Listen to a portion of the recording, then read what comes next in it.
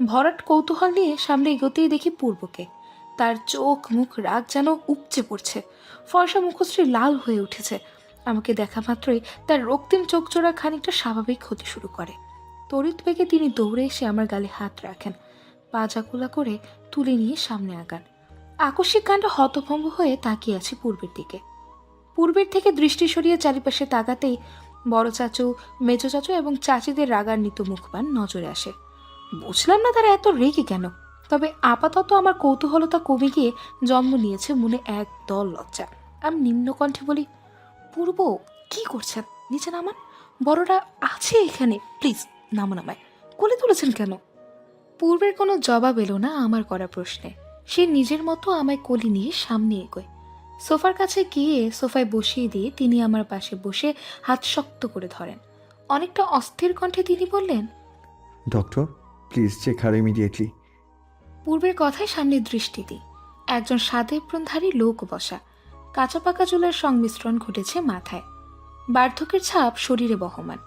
লোকটা যে ডক্টর তা তার গলায় ঝোলানো স্টেথোস্কোপ এবং সাদা অ্যাপ্রন পরে দেখে চট করে বুঝে নিয়েছে। কিন্তু পূর্ব আমার ডক্টর দেখাচ্ছেন কেন? অবাক চাহনিতে পূর্বের দিকে তাকালে খেয়াল হয় সে ডক্টরের দিকে চেয়ে আছে। আমি চমকিত কণ্ঠে বলি, পূর্ব, ডক্টর কেন? আমার তো কিছু হয়নি। পূর্ব ঘাড় বাঁকিয়ে তাকায় আমার দিকে। সামনে বসে থাকা মানুষ উপেক্ষা করে আমার কোমর চেপে ধরেন তিনি, কাছে টেনে নেন।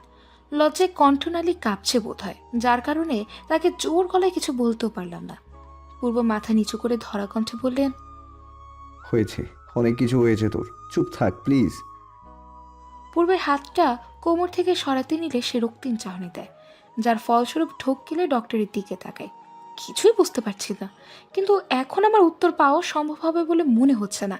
তীক্ষ্ণ নজরে দেখলাম ডক্টর খুব মনোযোগ সহকারে একটা শিশি দেখছেন।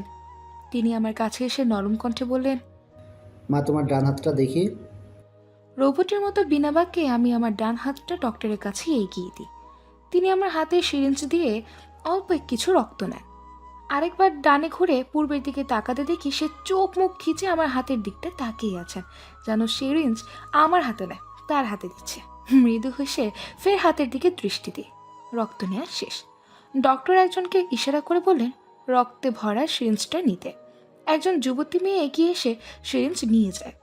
প্রায় 20 মিনিটের ব্যবধানে মেয়েটা ফিরে এসে ডক্টরের কাছে কাগজ তুলে দেন। ডক্টর কাগজটা দেখে আলতো হাসেন। তিনি পূর্বের দিকে তাকিয়ে বলেন, রিল্যাক্স মিস্টার পূর্ব, ড্রাগসের ইফেক্ট এখনও বডিতে ছড়িয়ে পড়েনি। আমি 3টা ইঞ্জেকশন দিচ্ছি আপাতত, তাহলে ড্রাগসের ইফেক্টটা কেটে যাবে। ওনাকে এখন 3টা ইঞ্জেকশন দিতে হবে, তাহলে ড্রাগস যতটুকু শরীরে ছড়িয়েছে তা কেটে যাবে এবং ড্রাগস ব্যান্ড এফেক্ট আর পড়বে না বডিতে। বিস্ফোরিত নয়নে পূর্বের দিকে দৃষ্টি দিই। তার চোখ মুখে আতঙ্কের ছাপটা কেটে গিয়েছে অনেকটা, তবে ডক্টরের কথা শুনে মাথায় আকাশ ভেঙে পড়া ফিলিংস আসছে। ড্রাগ আমার বডিতে? কিভাবে? আমি উত্তেজিত হয়ে জিজ্ঞেস করি, ড্রাগ? কি বলছে এসব পূর্ব? উনি এসব কি বলছেন? পূর্ব কণ্ঠের খাত নামিয়ে বলে, বলবো, তার আগে ইঞ্জেকশন দেয়া হোক, দেন সব বলবো। ডক্টর, ইঞ্জেকশন দিন ফাস্ট, খেয়াল রাখবেন ও যাতে একটুও ব্যথা না পায়। লাস্টের কথাটা হুমকি স্বরূপ তিনি ডক্টরকে বললেন। ডক্টরের মুখখানা চুপসে যায় তা শুনে। তিনি আমতা আমতা করে বললেন, দেখো পূর্ব, ইঞ্জেকশন দিতে নিলে একটু একটু আদৌ ব্যথা লাগে। ডক্টরের কথা অসম্পূর্ণ রেখে পূর্ব উচ্চকণ্ঠে বললেন, আমি কিছু শুনতে চাই না ডক্টর, আমার কথাই লাস্ট, ব্যথা যাতে না পায়। ডক্টর মাথা নাড়ালেন। আজও মাত্র রক্ত নিল, তখন তো ব্যথা পেলাম না। পূর্ব কি হিতাহিত জ্ঞান হারিয়ে ফেললো? তার চোখ মুখে শত চিন্তার লেশ। হয়তো তার কারণেই সবকিছু গুলিয়ে ফেলছেন। ডক্টর 3টে ইঞ্জেকশন বের করে পাশে কাচের টেবিলটায় রাখেন। একে একে 3টে ইঞ্জেকশন দেওয়া শেষ করেন তিনি, ভীতি নিয়ে। একটু আধটু ব্যথা পেলেও তা বাহিরে প্রকাশ করেনি, না হলে নিশ্চিত বেচারা ডক্টর আঙ্কেলের কপালে শনি আছে। পূর্বকে দেখিয়ে বোঝা যাচ্ছে উনি কতটা সিরিয়াস। ক থেকে খ হলে বয়স্ক ডক্টরের গালে থাপ্পড় মারতে পারেন। আমার ক্ষেত্রে সে একটু বেশি পসেসিভ। ইঞ্জেকশন দেওয়া শেষে ডক্টর চলে যায়। তিনি চলে যাওয়ার পর বড় চাচি এসে আমার পাশে বসলেন। আমার মাথায় হাত দিয়ে বললেন, খারাপ লাগছে দোলা? আমি ডানে বামে মাথা নাড়িয়ে না বলি। অতঃপর জিজ্ঞেস করি, না আম্মু, বাট এসব কি হচ্ছে? অরিন বলল পূর্ব ওরা আপুকে থাপ্পড় মেরেছে, আবার এই ইঞ্জেকশন দিল, ড্রাগ, এসব কি হচ্ছে? বড় চাচি পূর্বকে ইশারায় কিছু জিজ্ঞেস করতে তিনি মাথা নাড়লেন। পরিশেষে চাচি দীর্ঘ নিঃশ্বাস ছেড়ে বললেন, তোকে ড্রাগ দেয়া হয়েছে পাগল বানানোর জন্য। তুই এতদিন পূর্বের সাথে খারাপ ব্যবহার করতি, বাসার সবার সাথে ঠিক মতন কথা বলতি না, একা একা থাকতি। এসব হয়েছে এই ইফেক্টের কারণে। তোকে কড়া ডোজের ড্রাগ দেওয়া হয়েছে যখন থেকে তুই বাংলাদেশে এসেছিস প্রথম, আর এই ড্রাগ ওরা দিয়েছে। তাই পূর্বকে থাপ্পড় মেরেছে। পূর্ব আজ সকালে ওরাকে আড়ালে একজনের সাথে কথা বলার সময় শুনেছে এইসব। সম্ভবত ও তখন যার থেকে ড্রাগ এনেছিল তার সাথে কথা বলছিল, কবে তোর ব্রেনে ড্রাগের এফেক্ট ছড়াবে তার জন্য। চাচির কথা শুনে স্তব্ধ হয়ে যায়। পূর্বের দিকে তাকিয়ে কাপা কণ্ঠে বলি, আপু এমন কেন করলো? আমি কি করেছি? পূর্বের চোখ মুখে রাগের আভাসটা তরতর করে ফের বেড়ে যায়। রাগে থরথর করে কাঁপতে কাঁপতে সে উঠে দাঁড়িয়ে ওরা আপুর সামনে গিয়ে দাঁড়ান। দাঁতে দাঁত চেপে বললেন, এমন কেন করলি ওরা? দোলের সাথে তোর কি সমস্যা? সাহস তোর বেড়ে গেছে না? বল কেন করলি এমন? Answer me damn it. পূর্ব হুঙ্কার ছেড়ে বললেন। ওরা আপু কেঁপে উঠে চোখ গরম করে আমার দিকে দৃষ্টি দেন, ঝলসানো দৃষ্টি। সেই চোখ দিয়ে যেন তিনি আমায় মেরে ফেলবেন। নিস্তব্ধ হয়ে তাকিয়ে আছি আপুর দিকে।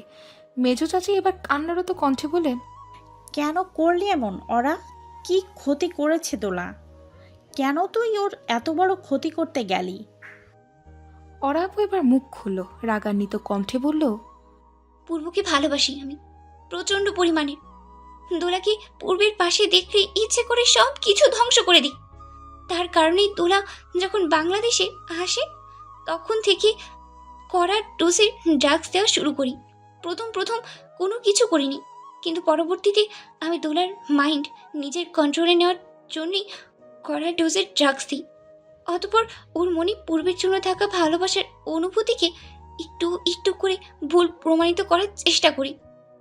দোলা পূর্বকে থাপ্পড় মেরেছে এই ড্রাগসের কারণেই, কারণ তার একটু আগে আমি ওকে ড্রাগস দিয়েছিলাম। যা করতে বলেছি মাইন্ড কন্ট্রোলে নিয়ে তাই করেছে ও। এইসব করার কারণটা ছিল পূর্ব যাতে দোলাকে ঘৃণা করে, আর দোলাও যাতে কনফিউশন হিতাহিত জ্ঞান হারিয়ে পাগল হয়ে যায়। কিন্তু কিন্তু তার আগেই থেমে যায় ওরা আপু। লম্বা লম্বা শ্বাস টেনে সে বলল, কিন্তু তার আগেই পূর্ব সব জেনে যায়। দোলাকে দেখানোর জন্য পূর্বের সাথে ভালোবাসার নাটক করলেও আমি সেই ছোট্টবেলা থেকে, স্কুল লাইফ থেকে পূর্বকে ভালোবাসি, তাই এমনটা করা। কিন্তু পূর্ব যে আমার না, তা মানতে পারতাম না।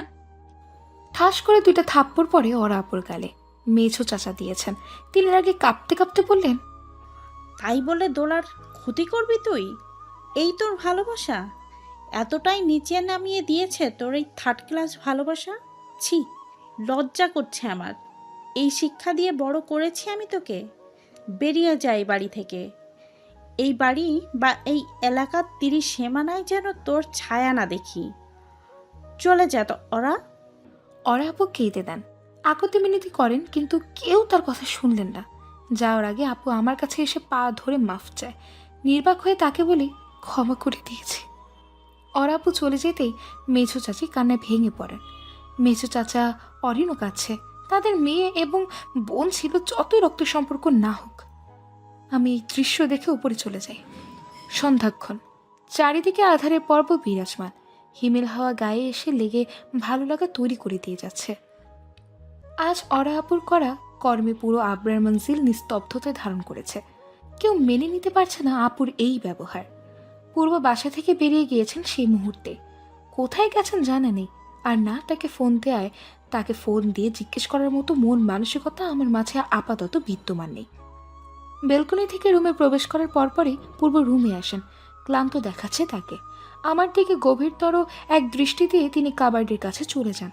যাবতীয় জামাকাপড় নিয়ে ঢুকে যায় ওয়াশরুমে। ওয়াশরুম থেকে আসা পানির শব্দ আমায় জানান দিচ্ছে তিনি শাওয়ার নিচ্ছেন।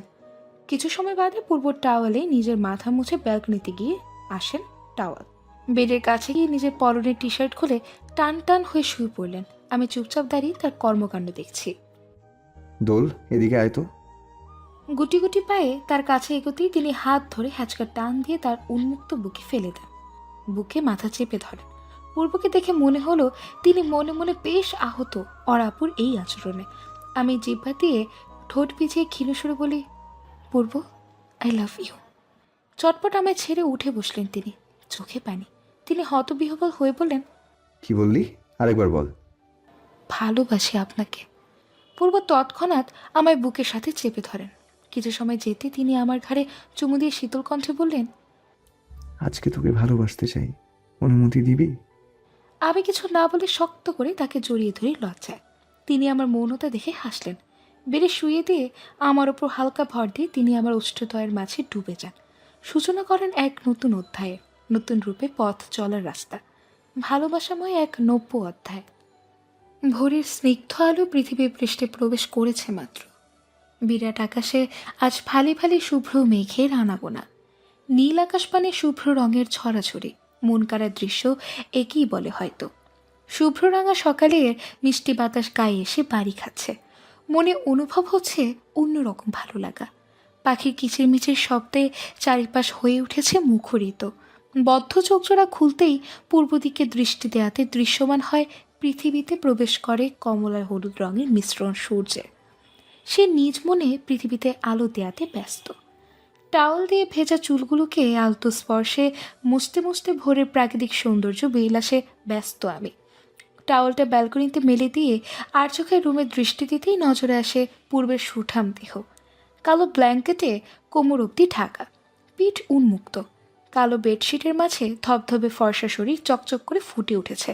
পূর্বের মুখশ্রী আমার চোখে নিবদ্ধ হয়নি। তার মুখ ডান দিকে আর আমি বাম দিকে। দীর্ঘশ্বাস ছেড়ে ফের সামনে দৃষ্টি আবদ্ধ করি। কেন যেন পূর্বের দিকে তাকালে লজ্জায় লাল নীল বেগুনি হয়ে যায় মুহূর্তেই। তার গভীর দৃষ্টি দেখলে ইচ্ছে করে মাটি ফাঁক করে তার ভেতরে প্রবেশ করি। ইস, এত লজ্জা কেন পাচ্ছি? চক্ষু যুগল বদ্ধ করে ভাবনার গহীনে যখন মত্ত আমি, তখন একজোড়া শক্ত হাত আমার পেটের কাছে এসে আবদ্ধ হয়। শক্ত করে চেপে ধরে ঘাড়ে মাথায় রাখে।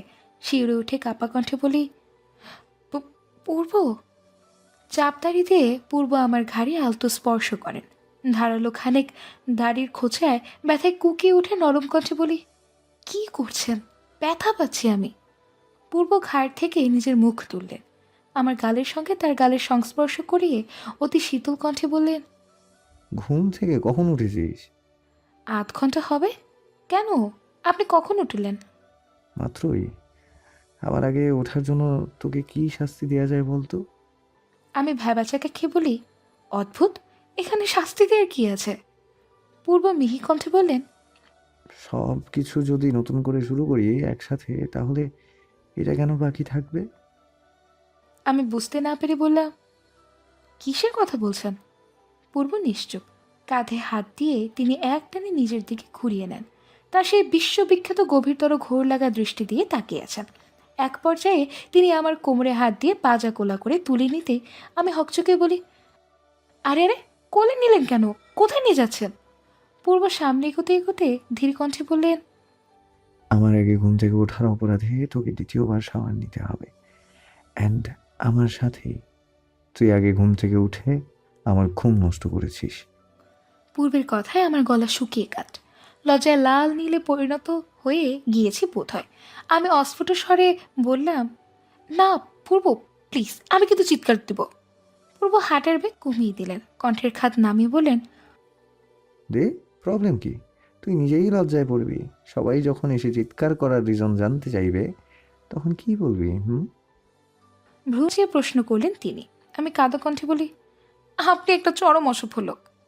পূর্ব ফিক করে হেসে দেন, অতঃপর নিজের কাজে সমাপ্ত করার উদ্দেশ্যে পা বাড়ান সামনে। এই অসভ্য নির্লজ্জ লোককে এখন আমার পক্ষে থামানো অসম্ভব। ব্যাটা দুনিয়ার তেরা। হাতে কি হয়েছে দোল? রক্তাক্ত আঙুলটি ওড়নার নিচে লুকিয়ে পিছু ফিরে তাকাই। বড় চাচি চিন্তিত মুখে দাঁড়িয়ে আছেন।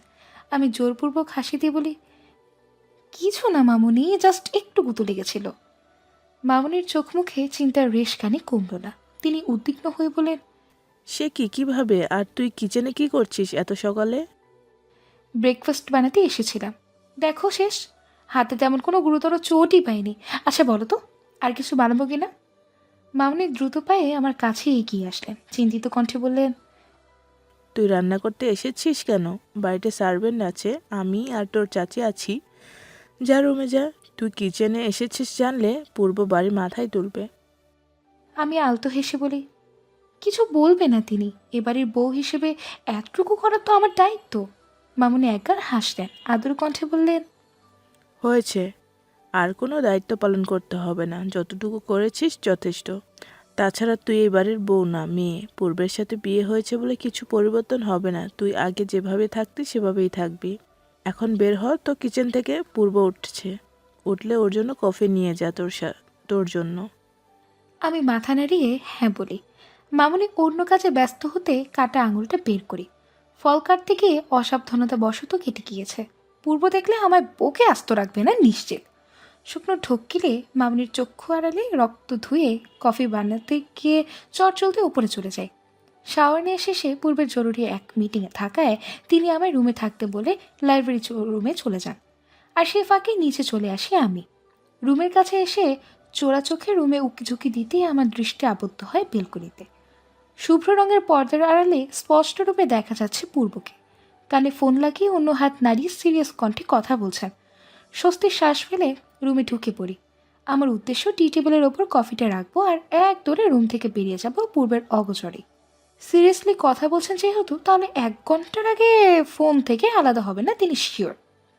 পা টিপে টিপে টি টেবিলের কাছে গিয়ে খানিকটা নিচু হয়ে কফির মাগ রেখে দিই। সোজা হয়ে দাঁড়াতে অনুভব হয় ঘাড়ে গরম নিঃশ্বাসের আবির্ভাব। শক্ত হয়ে দাঁড়িয়ে থাকাকালীন পেছন থেকে ভেসে আসে ভারী কণ্ঠস্বর। পূর্ব গম্ভীর কণ্ঠে বললেন, কই ছিলি? রুম থেকে বের হতে নিষেধ করেছিলাম না? আমি পিছে ঘুরে আমতামতা করে বলি, নিচে গিয়েছিলাম একটু। রুমে কতক্ষণ বসে থাকা যায়? বাসা সবাইকে ভাববে। আপনার কফি। কাটা হাত ওনার পাশে লুকিয়ে রাখি। তাড়াহুড়োর কারণে ব্যান্ডেজটাও করা হয়নি। পূর্ব ভ্রুকুচকে আমার ওড়নায় ঢাকা হাতের দিকে তাকিয়ে আছে। এক পর্যায়ে হুট করে ওনার টান দিতেই উন্মুক্ত হয় আমার কাটা আঙুলটা। আকস্মিক কাণ্ডে হতভম্ব হয়ে তাকিয়ে আছি তার দিকে। তার চোখ মুখে রাগের আভাসটা উপচে পড়ছে। শুকনো ঢোক গিলে কিছু বলতে নেব, তার আগে পূর্ব চিবিয়ে বললেন, হাত কেটেছে কিভাবে? আমি নিচু কণ্ঠে বলি, ছুরি দিয়ে। কিচেনে গিয়েছিলি? হুম। নিষেধ করেছিলাম না? যেই কাজ পারিস না সেই কাজে কেন বারবার করতে যাস? তোর যে রক্ত শূন্যতা আছে ভুলে গেছিস? হাত পা কাটলে তো রক্ত বন্ধ হতে চায় না। কিচেনে গেলে কোনো না কোনো কিছু অঘটন ঘটাস, তবুও কেন? কতবার করে বলেছি যাবি না, শুনিস না কেন কথা? অতি রেগে কথাগুলো গড়গড় করে উগলে দেন তিনি। আমি মাথা নিচু করে দাঁড়িয়ে আছি। তার কথাগুলো কাটায় কাটায় সত্য। কিচেনে গেলে আজ পর্যন্ত সুস্থরূপে বের হতে পারেনি। কোনো না কোনো কিছু হয়েই থাকে। কখনো হাত, কখনো পা কাটে, নয়তো হাত পুড়ে যায়। ডক্টর পই পই করে বলে দিয়েছে যাতে শরীরে রক্তক্ষরণ না হয়, কোথায় কেটে না যায়, কারণ একবার হাত পা কাটলে রক্ত বন্ধ করা মুশকিল। মাথা তুলে পূর্বের দিকে তাকাতেই দৃশ্যমান হয় তার কষ্টে জর্জরিত মুখ আর রাগে চাহনি। পূর্ব দ্রুত পায়ে হেঁটে কাবার্ডের কাছে যান। ফার্স্ট এইড বক্স হাতে করে ইশারা করেন বেডে বসতে। বিনা বাক্যে বেডে বসতেই তিনি কাটা হাতটা কোমলভাবে ধরে নিয়ে ড্রেসিং করতে থাকেন। তবু কোনোভাবে রক্ত থামানো যাচ্ছে না। শুকনো ঢোক গিলে চুপচাপ বসে আছে। পূর্বের মুখে থাকা চিন্তার রেশ ক্রমশই বাড়ছে। অতঃপর 15 মিনিট পর 2-4টে ওয়ান্টমেন্ট লাগানো শেষে রক্ত পড়া থেমে যায়। তিনি হাতে ব্যান্ডেজ করে দিয়ে দ্রুত পায়ে উঠে দাঁড়িয়ে ব্যালকনিতে চলে যান। নিশ্চুপ চাহনিতে কতক্ষণ সোফায় বসে থেকে ব্যালকনিতে ধীর পায়ে এগোই। পূর্ব যে আমায় কতটা রেগে আছে তা বোঝা হয়ে গেছে। ব্যালকনিতে গিয়ে দেখি কর্নারে তিনি দাঁড়িয়ে আছেন। নিঃশব্দে তার পিছে গিয়ে দাঁড়িয়ে পেছন থেকে জড়িয়ে ধরি। নরম কণ্ঠে বলি, পূর্ব, আম সরি, আর এমন করবো না, প্রমিস। পূর্ব নিশ্চুপ। লম্বা শ্বাস টেনে তার হাতের ফাঁক দিয়ে ঢুকে পূর্বের সামনে গিয়ে দাঁড়িয়ে পড়ি। তীক্ষ্ণ চোখে তিনি আমার দিকে তাকাতেই পট করে চুমু খাই তার গালে। মৃদু কণ্ঠে ঠোঁট উল্টে বলি, সরি তো, এত রাগ আর কি আছে, ভুল কি মানুষের হয়? বাকি কথাটা অসম্পূর্ণ রয়ে গেল। ঠোঁটের উপর অতর্কিত হামলায় আমি নিস্তব্ধতা ধারণ করি।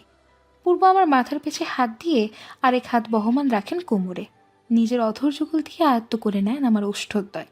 বিস্ফোরিত নয়নে তার দিকে দৃষ্টি দিতে তিনি এক চোখ টিপ মেরে বন্ধ করে নেন। দৃশ্যমান হয় তার ঘন পাপড়ি। 2 মিনিট পর তিনি সরে এসে নিজের ঠোঁট মুছতে মুছতে বললেন, আমার সামনে ঠোঁট উল্টাবি না। কেমন গিলে ফেলাটাই ফিলিং আছে। ইচ্ছে করে তোর গোলাপি ঠোঁট দুটো গিলে ফেলি জাস্ট। কান সহ গাল দুটো গরম হয়ে আসে তার এই লাগামহীন কথায়। ঠোঁটে দুহাত দিয়ে চোখ ছোট ছোট করে বলি, অতিরিক্ত রোমান্টিক হয়ে গেছেন আপনি। বিয়ের আগেই ভালো ছিলেন, গম্ভীর রাগী স্বভাবের। আপনি এতটা রোমান্টিক জানলে কখনো আপনাকে ভালোবাসতাম না। আচ্ছা, আপনি এতটা রোমান্টিকটা আপনাকে দেখে বুঝতে পারলাম না কেন? হ্যাঁ, সবসময় তো ঝাড়ি আর বকা দেওয়ার টালেই থাকতেন। ঘন কালো ভ্রুজোড়া কুচকে নেয় পূর্ব, তীক্ষ্ণ কণ্ঠে বললেন, হোয়াট ডু ইউ মিন? আমি রোম্যান্টিক থাকি সবাইকে চিল্লিয়ে বলে বেড়াবো? যেই মেয়েগুলো আমায় চোখ দিয়ে গিলে খায় তাদের সাথে রোম্যান্স করে তোকে বোঝাবো আমি রোম্যান্টিক? আমি থতমত খেয়ে বলি, অদ্ভুত তো, এটা আমি কখন বললাম? পূর্ব স্বাভাবিক কণ্ঠে বললেন, জামা কাপড় গুছিয়ে নে, সন্ধ্যায় আমরা কক্সবাজার যাচ্ছি। হঠাৎ কিছুটা চমকিত কণ্ঠে তাকে প্রশ্ন করি। পূর্ব বাঁকা হেসে বললেন, হানিমুন করতে? এখানে তো শুধু পালিয়ে পালিয়ে ছুটে যাস। কক্সবাজার গেলে এক মুহূর্তের জন্য একা থাকতে দিব না, আর না পারাপারি করতে পারবি। চুপসে যাওয়া লজ্জা মিশ্রিত মুখ নিয়ে মাথায় নিচু করে আছি। অস্বস্তি, লজ্জা সব আমার এই মুহূর্তটায় তুমুলভাবে ক্রাশ করছে। আর চোখে ডাইনিং টেবিলে সবার দিকে পরখ করতেই দেখি মিটমিটিয়ে হাসছে সবাই। মামুনি আমার পাশে বসে চিন্তিত কণ্ঠে বললেন, তোকে বারবার বলছি না কিচেনে যাবি না দোল? হাত কি বেশি কেটেছে? তখন আমায় মিথ্যে বললি কেন? আমি অপরাধী কণ্ঠে বলি, সরি মামুনি, আসলে। মাঝপথে থামিয়ে দেন মামুনি, নরম কণ্ঠে বললেন, হয়েছে, থাম, আর বলতে হবে না, আমি তোকে বকতাম না। পূর্ব আমার মুখের দিকে আরেক লোকমা এগিয়ে দিতে আমি রাগী দৃষ্টিতে তাকাতে নিব, তৎক্ষণাৎ সে চোখ গরম করে ইশারায় বলে খাবার খেতে। বিনা বাগ্যে ফোঁস করে শ্বাস ফেলে তার হাতে অবশিষ্ট খাবার খেয়ে নিই। মূলত এটাই হচ্ছে আমার লজ্জার কারণ। ড্রয়িং রুমে উপস্থিত সবার সামনে এভাবে খাইয়ে দেওয়ায় অস্বস্তি, লজ্জা দুটোই কাজ করছে। সামান্য এক আঙুল কাটায় কত তামাশা। মাথা নিচু করে ভাবনার গহীনে থাকাকালীন পূর্বের কণ্ঠস্বর শুনি। তিনি কাটকাট কণ্ঠে বললেন, আম্মু, এই পাক নিয়ে যেন কিচেনে আর দ্বিতীয়বার না যায়। গেলে আমাকে বলবে, ঠ্যাং ভেঙে রুমে বসিয়ে রাখবো। মামনি সহ উপস্থিত সবাই হো হো করে হেসে দেয়। আমি চুপচাপ বসে হজম করছি। এই অসভ্য লোক একবার রুমে যাক, তার চুলগুলো সব ছিঁড়ে ফেলবো। মামনি বললেন, আর কখনো যাওয়ার সুযোগ দিলে তো যাবে। পূর্ব প্লেট থেকে রুটি ছিঁড়ে এক টুকরো আমার মুখে দিচ্ছে, তো একবার নিজে খাচ্ছে। তার পুরো ধ্যান এখন আমার উপর, তাই চাইলেও উঠে পালিয়ে যেতে পারছি না। অসহায় চাহনি দিয়ে তার পানি দ্বিতীয়বার তাকাতেই তিনি বললেন, এটাই লাস্ট, হা কর। খাওয়ার মাঝে পূর্ব বললেন, বাবা, আমরা কক্সবাজার যাচ্ছি, একটা জরুরি মিটিং আছে, সরাসরি শাখায় যেতে হবে। আমার সাথে ভাইয়া, দোল আর অরিন যাচ্ছে। 3 দিন পর চলে আসবো। পূর্বের কথায় মামনি চিন্তিত কণ্ঠে বললেন, তোরা দুজন যাচ্ছিস যা, অরেন ডোলকে টানছিস কেন? অরেন প্রেগনেন্ট, আর ডোল তো কতদিন হলো নিজের বাসায় যায় না, একটু ঘুরে আসুক নিজের বাসা থেকে। মামনির কথায় পূর্ব শক্ত কণ্ঠে বললেন, এটাই ওর বাসা, দেখতে যাবে বাবা মাকে, তা এসেও দেখতে পারবে, বাট ও আমার সাথে যাচ্ছে, এটা ফাইনাল। অরিন সঙ্গে যাবে, কারণ ওরও মাইন্ড রিফ্রেশমেন্টের দরকার আছে। আমি ওখানে গেলে দোলের কাছে থাকতে পারবো না, অরিন আর দোল একসাথে থাকতে পারবে। পূর্বের কথা শেষ হতেই অপর ভাইয়া তাকে পিঞ্চ মেরে বললেন, আরে আম্মু, বোঝো না কেন? তোমার ছেলে যে বউ পাগল হয়ে গিয়েছে তা জানো না? বউ ছাড়া সে কিছুই বোঝে না। অপর ভাইয়া কথাটা বলে হেসে উঠলেন সাথে সবাই।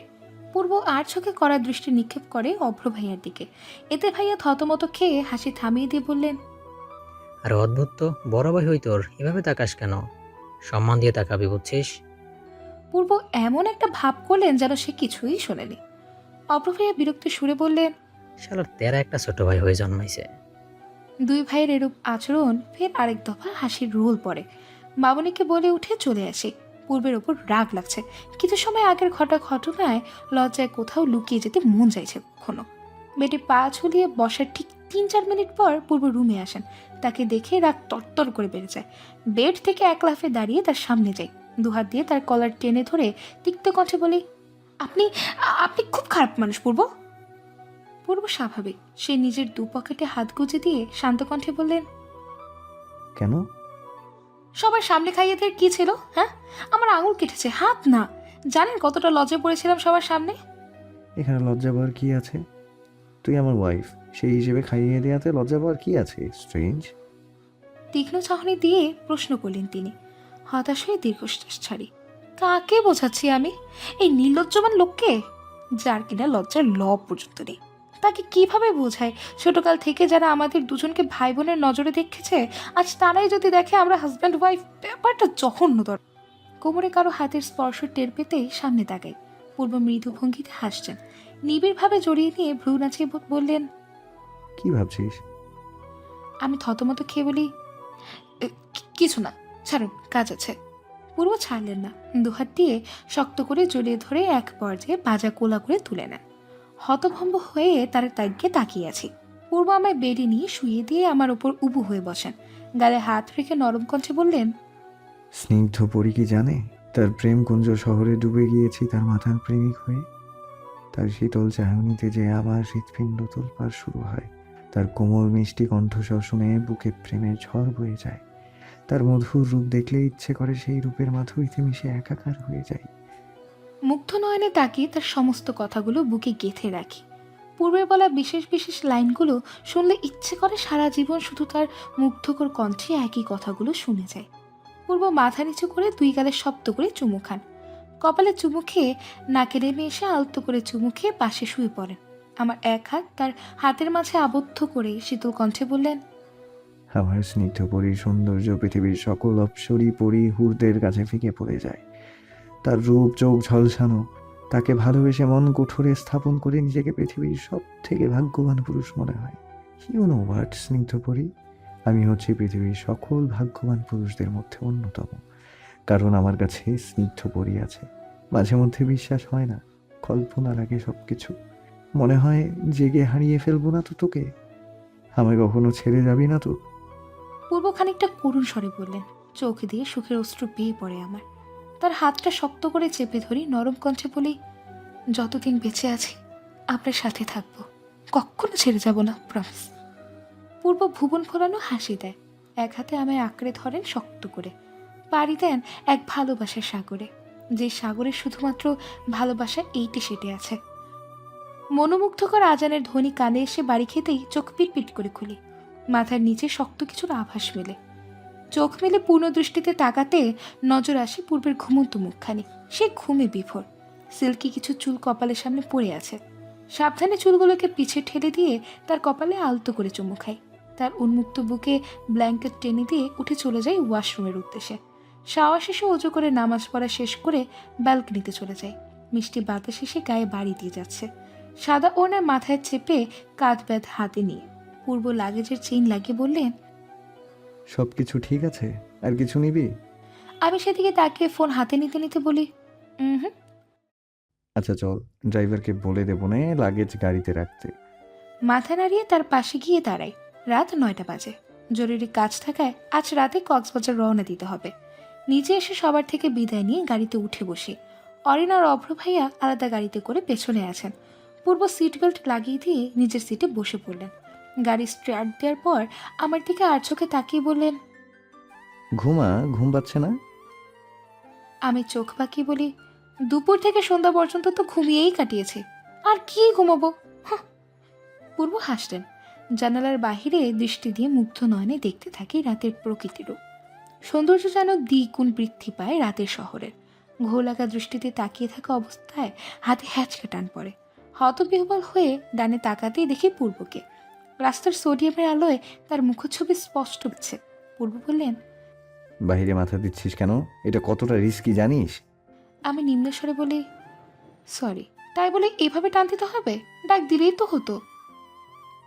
পূর্ব তাচ্ছিল ভরা কণ্ঠে বললেন, যেভাবে চোখ বড়সড় করে দেখছি রে, মাইক দিয়ে রাখলেও টের পেতি কিনা সন্দেহ। ভ্রু কুচকে তার দিকে কিছুক্ষণ পূর্বে তাকিয়ে থেকে ফের বাহিরে তাকাই। তৎক্ষণাৎ গাড়ি থেমে যায়। জিজ্ঞানু দৃষ্টিতে তার দিকে তাকাতেই তিনি আমার সন্নিকটে এসে ঝুঁকে সিট বেল্ট খুলে নেন।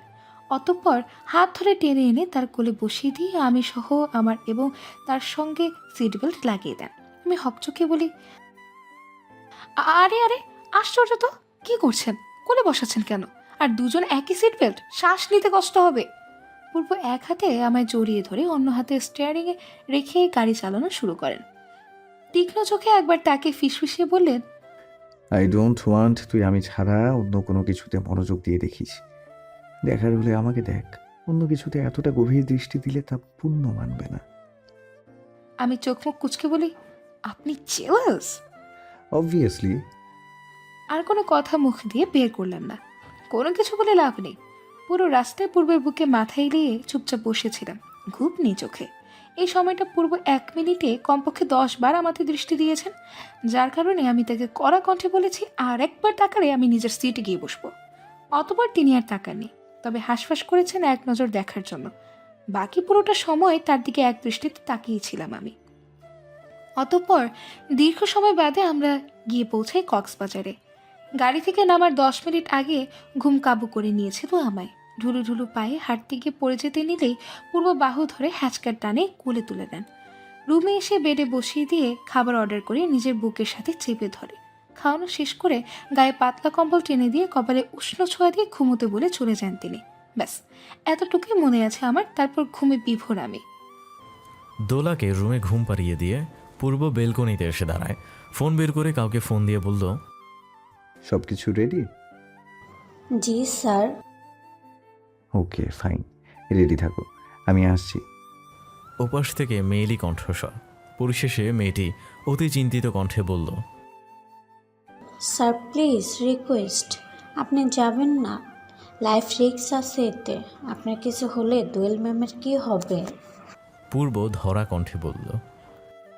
ও নিজেকে সামলে নেবে, দোল অনেক স্ট্রঙ্গার। ফোন কেটে দেয় পূর্ব। চোখের কার্নিশ বেয়ে আজ বেয়ে পড়ে দুফোঁটা অশ্রুকণা। আজ সে কত বছর পর কাঁদছে জানা নেই।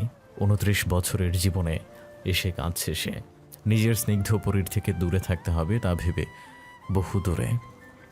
চোখের কার্নিশে সে জমা থাকা পানিগুলোকে পূর্ব নিজের ডান হাত দিয়ে চটজলদি মুছে নেয়। নিজের চোখে পানি দেখে সে হতভম্ব।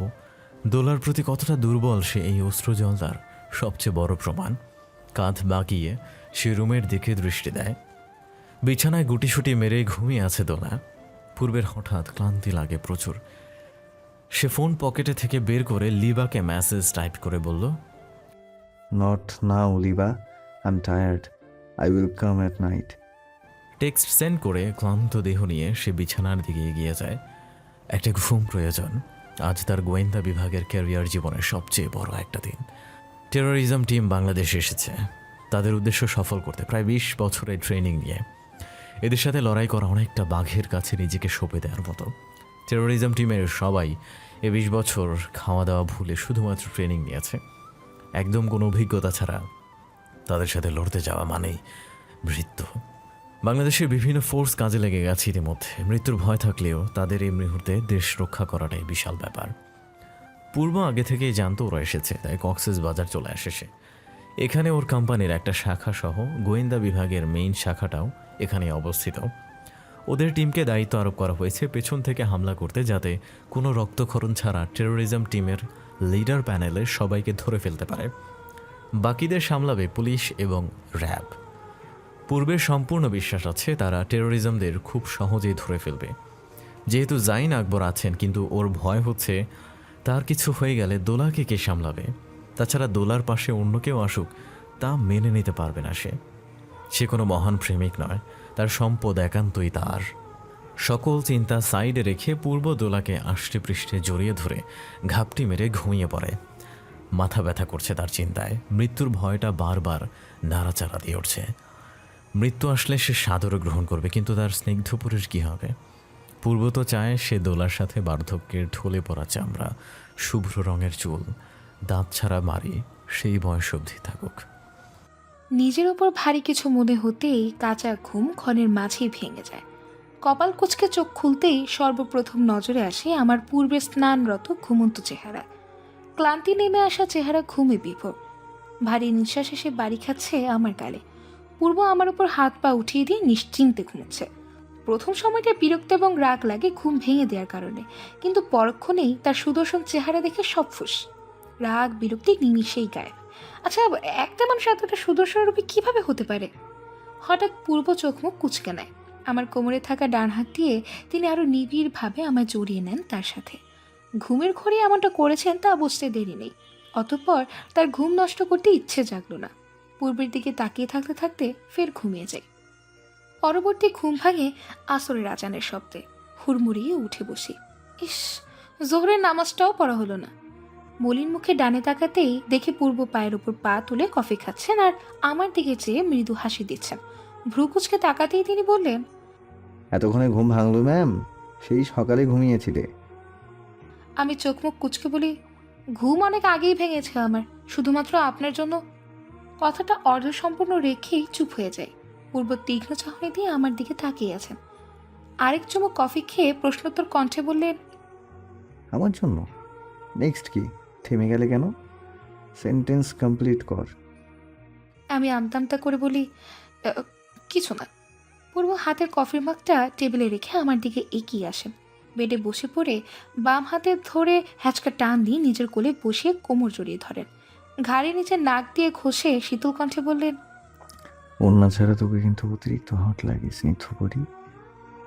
লজ্জা কাটিয়ে হতবিহ্বল হয়ে তাকিয়ে আছি পূর্বের দিকে। তার ঠোঁটের কোলায় জলজল করছে বাঁকা হাসি। সে তার হাত দিয়ে গালে স্লাইড করে বললেন, এখন থেকে আমার সামনে ওড়না ছাড়াই ঘুরে বেড়াবি, ওকে? একরাশ লজ্জা নিয়ে পূর্বের বুকে ধাক্কা দিই। তবে কাজ হয় না। তাকে এক ফোঁটা নড়াতে পেরেছে কিনা সন্দেহ। চোখ সামনে নিয়ে চারপাশে ওড়না খুঁজতে যখন আমি ব্যস্ত, ইতিমধ্যে তিনি পুনরায় বললেন, তোর এই নরম তুলতুলে হাত দিয়ে আমার মতো 78 কেজি ওয়েটের ব্যক্তিকে ধাক্কা দিচ্ছিস? ভালো তো। বলে হেসে দেন তিনি। অবিশ্বাস্য চাহনি নিয়ে হাঁ করে তাকিয়ে আছি তার দিকে। কৌতূহল নিয়ে বলি, হোয়াট? আপনার ওয়েট 78 কেজি? আপনাকে দেখলে মনে হয় 60 বা 65 কেজি। পূর্ব ঠোঁটের কোলায় হাসি বিদ্যমান রেখে বললেন, প্রতি ঘাম ঝরিয়ে জিম করি, তাকে অযথায়। অতবার বুঝতে পারি এসব। বেডের কর্নারে অবহেলায় পড়ে থাকা ওড়নাটাকে পা দিয়ে টেনে এনে গলায় জড়িয়ে পূর্বে বুকে চিমটিতে বলি, শুনুন, এভাবে জড়িয়ে ধরে বসে আছেন কেন? হ্যাঁ, কাজ নেই? কাজের জন্য এখানে এসেছেন, ভুলে গেছেন? যান এখান থেকে। পূর্ব, প্লিজ ছাড়ুন, শাও নিব আমি। কিছুটা জোরালো কণ্ঠে বলতেই কোমর থেকে পূর্বের হাত যুগল নরম হয়ে এসে স্বস্তির শ্বাস ফেলে চলে যেতে নিলেই তিনি এক হাত আঁকড়ে ধরে বললেন, আমার তো আমিও দেইনি, তাহলে আয়। চোখ পাকিয়ে পূর্বের দিকে তাকাতেই সে বাঁকা হাসল। পাজা কোলে করে তুলে নিতেই চিৎকার দিই, তবে সে শুনল না। অতঃপর নিজের কার্য হাসিল করায় এখন তার একমাত্র কর্ম। ভেজা চুলগুলো মুছতে মুছতেই ব্যালকনিতে এসে দাঁড়ায়। পশ্চিম আকাশে লাল হলদেটে সূর্য ঢলে পড়েছে। তার সময়সীমা পৃথিবী থেকে শেষ। যে কোনো সময় সে বিদায় নেবে পৃথিবীর পৃষ্ঠ হতে। দূর দূরান্তের সবুজ শ্যাওলা পড়া পাহাড়ি মুহূর্তটায় মনোমুগ্ধকর লাগছে। সমুদ্রের পানিতে সূর্যের আলো প্রতিফলিত হয়ে পরে পুরো পানি এখন সূর্যের রং ধারণ করেছে। গভীর দৃষ্টি দিয়ে চারিপাশ দেখতে দেখতে একসময় অনুভব হয় কড়া পারফিউমের ঘ্রাণ। পিছে ফিরে দেখি পূর্ব ফর্মাল ড্রেস পরে রেডি হচ্ছে। তা দেখে ভ্রু দুটি কুচকে যায়। ভেজা টাওয়েল ডিভানে ছুঁড়ে মেরে রুমে চলে যায়। পূর্বে পিছে দাঁড়িয়ে জিজ্ঞেস করি, এই সময় কোথায় যাচ্ছেন? অফিস তো এতক্ষণে বন্ধ হয়ে গিয়েছে না? পূর্ব কাঁধে ব্যাগ নিয়ে বললেন, আমার কাজ অফিসের বাইরে। ক্লায়েন্টের সাথে মিট করতে একটু দূরে যেতে হবে, 2 বা 3 দিন লাগতে পারে ফিরতে। তুই অরিনার ভাইয়ার কাছে থাকিস, বাইরে বের হবি না একদম। আমি এসে দরকার পড়লে বাইরে নিয়ে যাব। 2-3 দিন দূরে থাকবে। কথাটা মনে আড়ালে কেমন দমবন্ধ হয়ে আসে।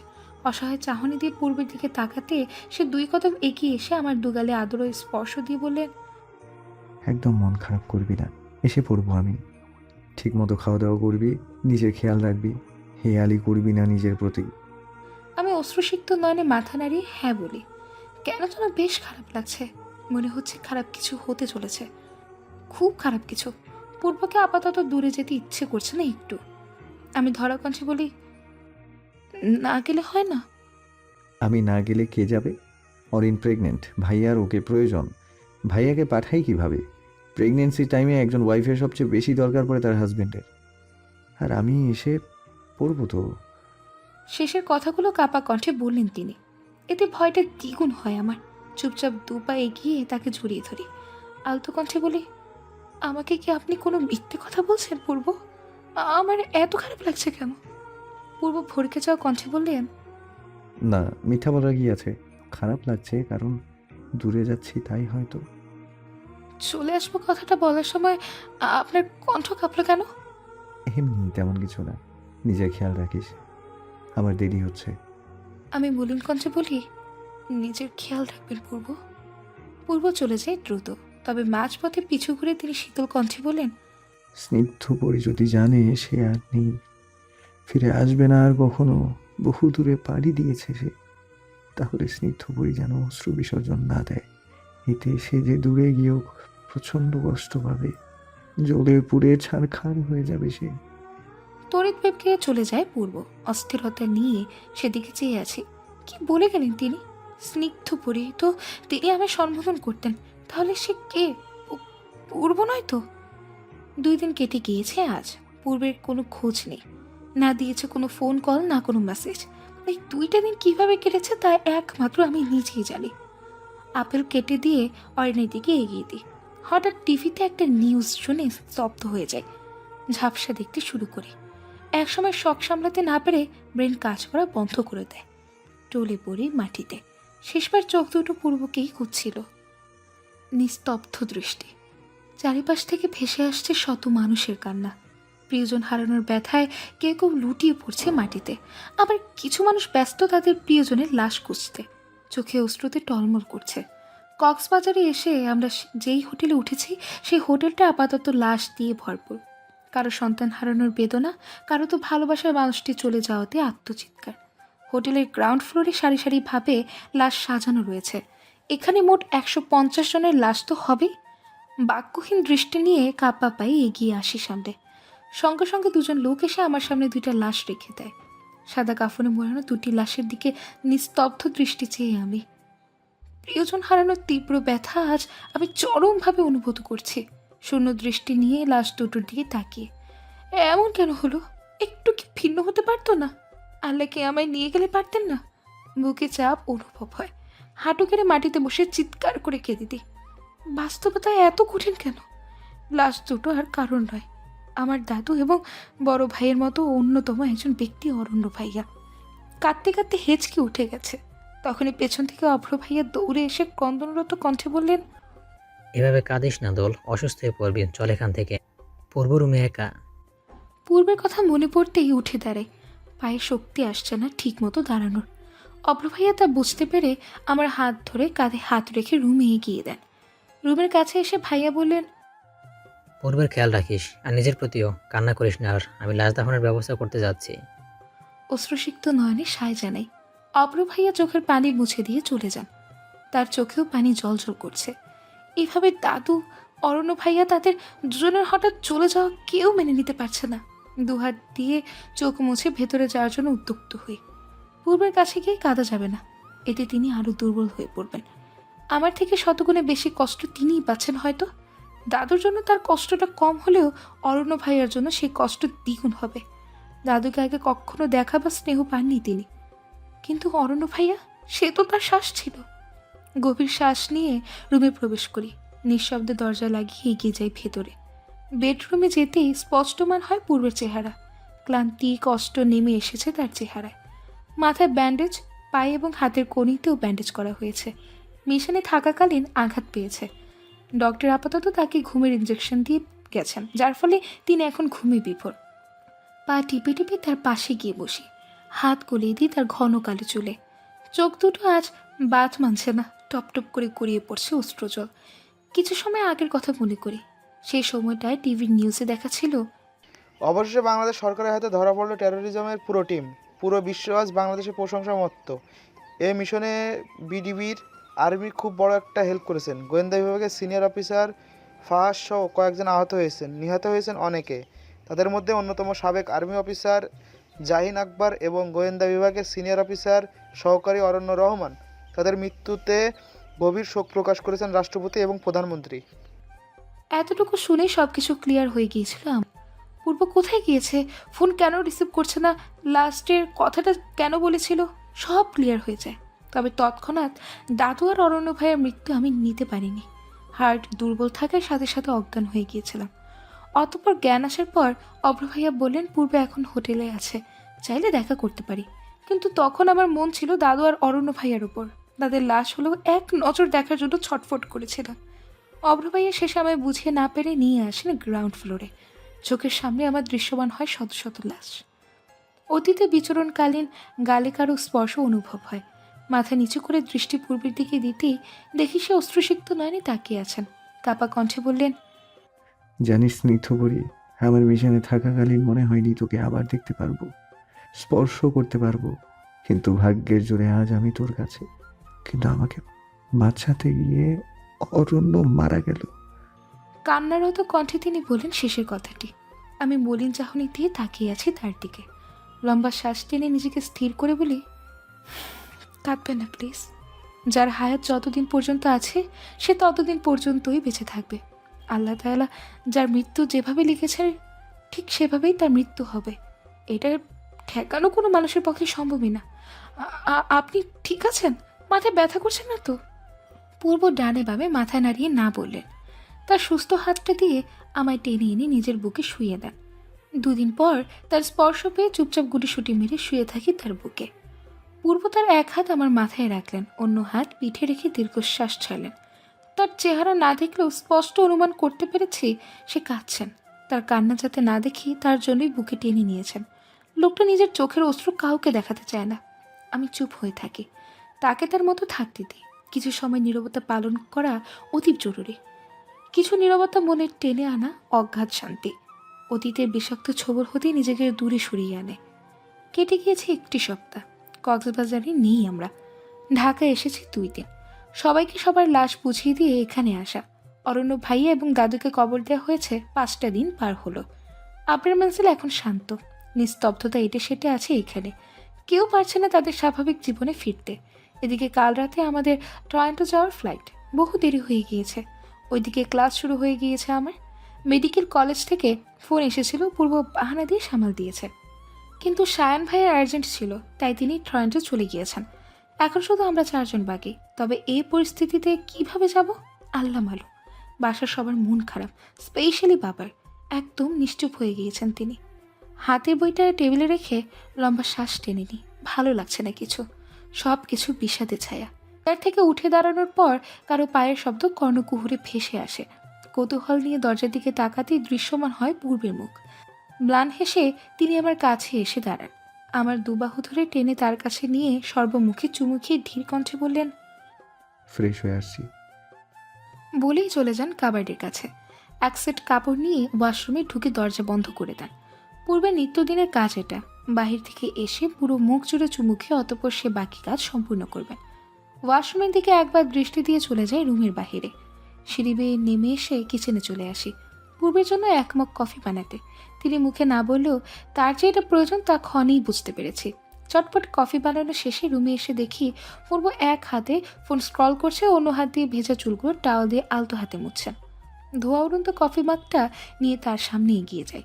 পূর্ব ফোন হাতের দৃষ্টিতে সরিয়ে আমার দিকে তাকান। হাতের ফোনটা ছুঁড়ে মারেন বেডের মাঝখানে। তিনি ভ্রু কুচকে বলেন, আবার কিচেনে গিয়েছিলি? একটু। নিষেধ করেছিলাম না তবুও?